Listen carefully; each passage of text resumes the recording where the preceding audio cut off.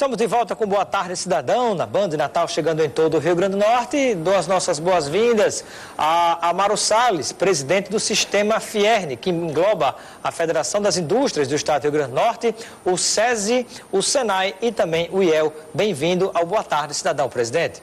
Boa tarde, Robson. Boa tarde, telespectadores da Band. Iniciar com o contexto nacional. Expectativa positiva da indústria brasileira, da indústria potiguar. Parece que estamos enxergando aí horizontes positivos? Robson, se a gente comparar a junho do ano passado e depois de ter transcorrido esses quase 9 meses do novo governo, a gente imagina que a gente já está vendo essa luz no final do túnel. Claro que uma economia você não desperta ela só com um estalar de dedos, nem um passe de mágica. Você tem uma economia que tinha juros altos, você tem inflação alta, você tinha o desemprego que vem aí galopante, você tem um estoque de investimento em infraestrutura, isso, né, que encarece, e também, a logística, Robson, e a produção. Isso, e também a questão do estoque das dívidas.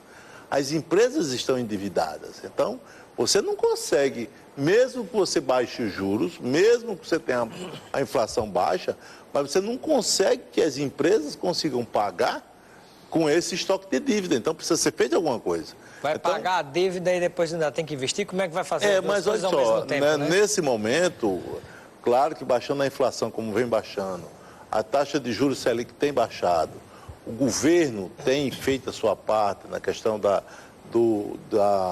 sua estrutura. Claro que tem a questão política, que também não sei, tem tudo combinar para que tudo dê certo. Mas nesse momento a indústria nacional, ela dá sinais, em alguns lugares do país, ela dá sinais daquela indústria que estava praticamente parada. Então eu vejo que o setor do agronegócio ainda é o grande alavancador de negócio do Brasil, ele está numa presença importante. Essa questão do crescimento do PIB vai depender muito da alavancagem de todos os setores, do setor industrial, mas nós entendemos que hoje eu posso dizer aos empresários do nosso estado, aos empresários do país, que a gente já tem um cenário diferente. Já uma perspectiva positiva, apesar de tudo, né? E me parece, presidente, não sei se o senhor concorda, mas apesar de tudo, de crise, de corrupção, de uma série de coisas, ainda assim não se pode desconsiderar o fantástico mercado consumidor que é o Brasil. O Brasil, ele tem, assim, cenas que você, que visualizando de outra parte do mundo, o Brasil ainda é um grande atrativo. O Brasil ainda tem grande atração mundial. O Brasil é o maior produtor de alimentos do mundo, um dos maiores produtores de alimentos do mundo. Nós estamos aí na cadeia de produção de alimentos e o mundo é carente disso. Países que se desenvolveram prejudicando o meio ambiente e hoje tem o Brasil como um grande produtor de alimentos. Então, essa parte que o Brasil vem fazendo em uma mudança política, a democracia do Brasil, ela foi reforçada com essa mudança de governo. Isso, se fosse outro país, poderia ter havido uma guerra civil, mas no Brasil se conseguiu fazer uma transição de uma troca de governo dentro dos parâmetros legais e não aconteceu assim nada que prejudicasse ou que atentasse contra a democracia brasileira. Presidente, e há alguma expectativa de ainda no primeiro semestre ou se no segundo semestre de 2017 teremos digamos assim, uma sinalização mais forte da retomada da economia brasileira?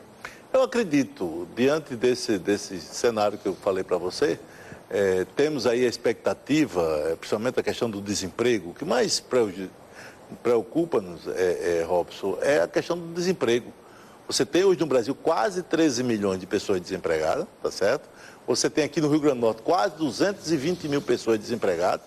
Eu estou falando oficialmente, porque oficiosamente você tem aqueles que deixam de procurar um emprego. Esse que é o pior, porque você tem um estoque de quase 30 milhões de pessoas desempregadas. Se você considerar tudo isso, você tem quase 30 milhões de pessoas desempregadas. Isso é verdadeiramente nação onde pessoas desempregadas não conseguem produzir, gerar riqueza, gerar renda, então isso nos preocupa. E algo que impacta muito no Rio Grande do Norte, já discutindo um pouquinho a situação do nosso estado, que é a situação da seca, né, das mais castigantes dos últimos 80, alguns chegam a considerar, alguns técnicos, dos últimos 100 anos, né, 5 anos seguidos de seca, que tem arrasado, né, com muitas plantações e rebanho em parte do interior do estado, mas que me parece que esse ano também já dá, com as chuvas, né, sinais de que algo positivo pode vir por aí.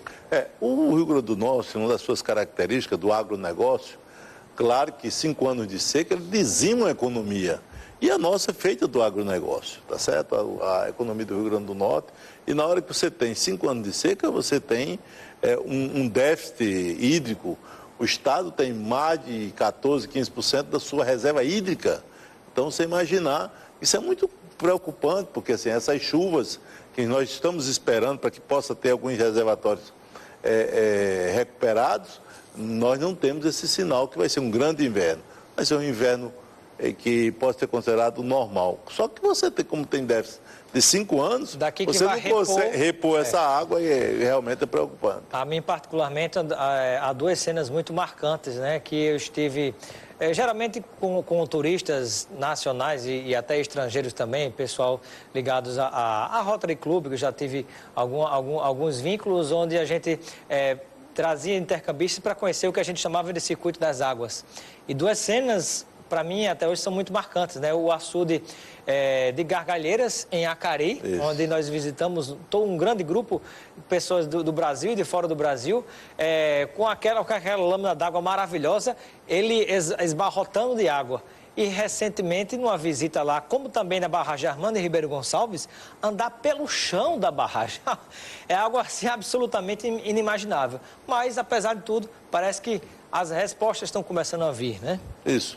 Essa questão da reserva hídrica, a grande vantagem é que o Rio Grande do Norte detém nos seus aquíferos, né? Nós temos o aquífero Jandaíra aqui na região do Mato Grande, que tem bastante água. A região de Mossoró tem bastante água, só que é uma água de difícil acesso. Você tem, a região de Mossoró, água com 2.000 metros de profundidade.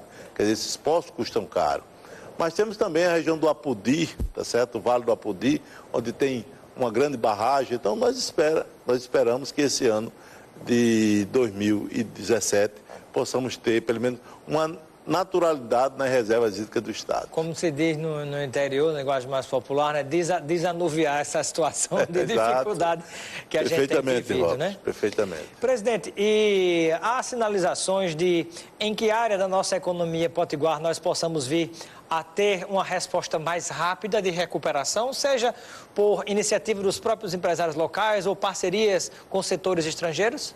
Não, eu imagino, tá certo? Isso aí é um estudo que a Federação vem trabalhando, que é o Mais RN, identificando as potencialidades que existem no Rio Grande do Norte. O setor de energias talvez hoje seja o setor mais atraente do Estado, porque somos produtores de energia eólica e solar. A vinda de um grupo chinês para o Estado do Rio Grande do Norte implantar uma indústria de placas fotovoltaicas, isso nos anima porque ele aquece a economia, anima as outras empresas que vão trabalhar junto com os fabricantes de painéis. Então, o setor de energia ele é bastante pujante.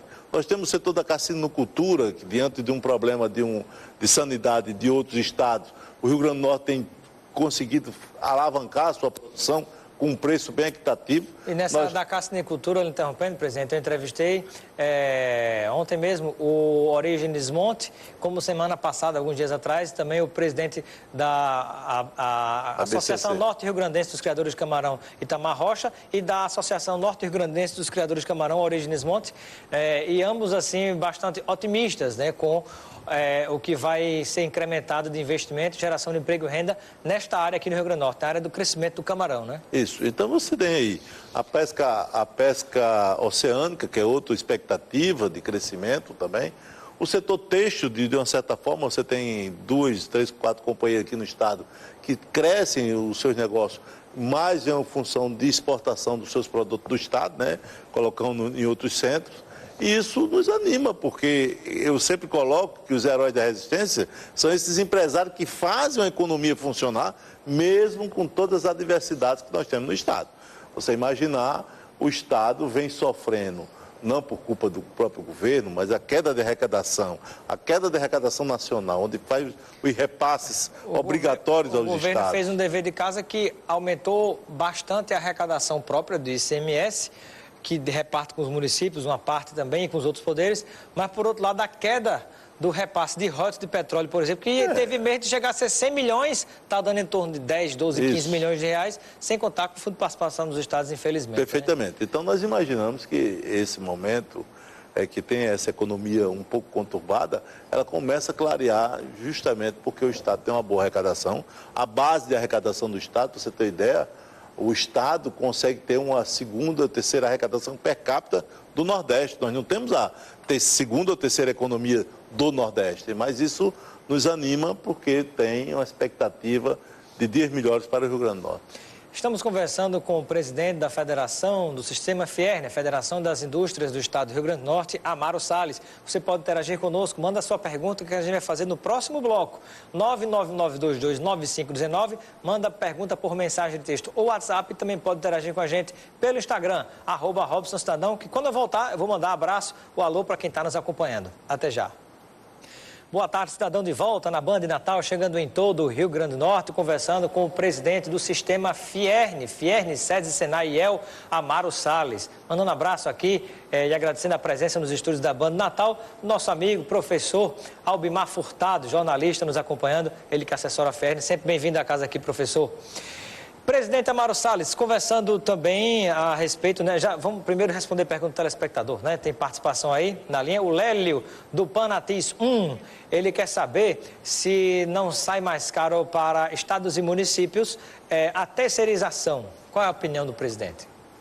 A terceirização no mundo, Robson, ela é uma realidade. O Brasil está chegando atrasado. O Brasil precisa dessa segurança jurídica às pessoas que trabalham terceirizados. Nós queremos e entendemos que o trabalho ele precisa ser fortalecido nas suas obrigações. As empresas que utilizam a terceirização é como você trazer a determinado setor da economia que essa terceirização ela fortalece, torna competitiva essas empresas. Quanto ao governo e ao Estado e município, eu não tenho dúvida. Você imaginar o Estado contratar um servidor de uma determinada qualificação, onde ele tem que atingir todas as etapas. Eu acho que ele terceirizando, ele torna esse Estado mais ágil, ele sabe quanto é que vai custar esse servidor. E imagino que para as empresas privadas, essa terceirização vem agora trazer a questão da segurança jurídica, Robson. Faz mais de quantos anos existe a terceirização? Alguns setores têm como determinante. Vou dar um exemplo. A Construção Civil. Ela tem várias etapas da construção que ela terceiriza. Não é o papel dela estar fazendo escavações, preparando a parte de concreto, preparando a parte de assentamento de piso. Então, ela vai terceirizando a parte de hidráulica, de elétrica. Então, ela tem um papel da construção civil, é conseguir os blocos para que possa se tornar mais competitiva. E sair de um valor para as pessoas que vão adquirir um imóvel, ele fica mais em conta. E que não deixa de gerar emprego e renda, inclusive quando você terceiriza nesse caso específico. Perfeito, né? Ele vai regularizar a situação de um exército de pessoas que vivem trabalhando sem saber se tem realmente a segurança de estar trabalhando e estar com a carteira assinada, mas ele tem a segurança que ele está fazendo a prestação de serviço. O Daniel Medeiros, que está em Ponta Negra, pergunta a sua opinião em relação à reforma trabalhista, se isso pode vir a prejudicar os trabalhadores ou gerar mais problemas de desemprego no Brasil. Robson, na hora que você tem o capital e o trabalho sentados numa mesa, discutindo onde o que vai estar legislando e o que está combinado, o que está acertado entre as partes, você tem a possibilidade de gerar muito mais emprego. Hoje existe uma preocupação das empresas em contratar. As empresas ficam preocupadas, a sua segurança, não se coloca um passivo junto às atividades do trabalho e que muitas vezes pega desprevenido dessa empresa e que não consegue regularizar a situação do seu empregado. Então, nós entendemos que hoje, diante dessa terceirização, a reforma, a melhoria nas leis do trabalho, porque o que está se querendo, vou dar outro exemplo, que tem se falado tanto, a questão da divisão das férias. Qual é o funcionário que não gostaria de trazer 4, 5 períodos que ele pudesse, não, 3 períodos. Hoje ele não pode fazer isso. Tirar férias em 3 de 3 10. vezes, 3 de 10. Isso aí é normal então, isso também. Mas hoje então, você pode, algumas empresas que fizerem isso, estão incorrendo numa irregularidade. Pode ter um problema com o Ministério do Trabalho. Exatamente. Então, o que nós precisamos é trazer a discussão entre os sindicatos patronais, os sindicatos laborais, onde isso possa ser homologado pelas instituições que fazem valer a regra do trabalho. Nós não estamos querendo precarizar o trabalho, e sim fortalecer esse trabalho diante dessa modernização da Justiça do Trabalho. Temos mais perguntas de telespectadores. A pergunta do Cristiano Mendes, pelo Instagram, @RobsonCidadão. Ele gostaria de saber se a garantia de fábrica, tão falada no passado, ainda é viável. A garantia? Garantia de fábrica.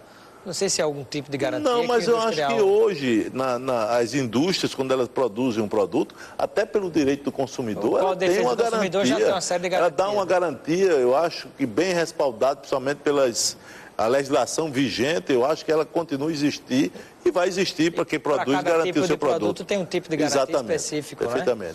Né? Muito bem. E a pergunta do Rodrigo, que está nos acompanhando no Tirol, ele gostaria de saber a expectativa que o presidente tem em relação à reforma da Previdência, se isso não pode acabar desmotivando também o próprio trabalhador que talvez nunca mais consiga se aposentar. Olha, Rodrigo, eu fico preocupado porque nós temos aí o caso da Previdência privada, a Previdência dos empresários. Eu digo que o empresário, para ele se aposentar, ele pode trabalhar 50 anos, mas ele se aposenta com R$ 5.481. Ele pode, o salário dele, o limite será esse. E o que precisa ser revisto é a questão da Previdência Pública. É uma Previdência que traz ao Estado a sua não condição de pagamento.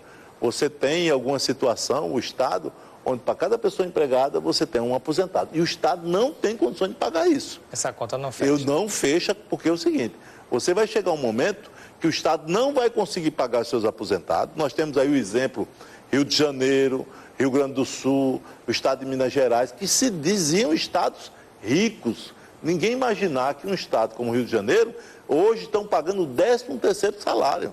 Então, o estado do Rio de Janeiro sofre essa consequência. No estado do Rio Grande do Norte, aquela reserva que existia da Previdência, o estado engoliu, porque não tinha condições de pagar. Muito bem, o tempo passa rápido quando a entrevista é boa. Eu quero agradecer a participação, a presença do presidente do Sistema Fierne, Amaro Salles, no nosso programa Boa Tarde, Cidadão. Seja sempre bem-vindo. Ok, Robson, telespectadora, boa tarde.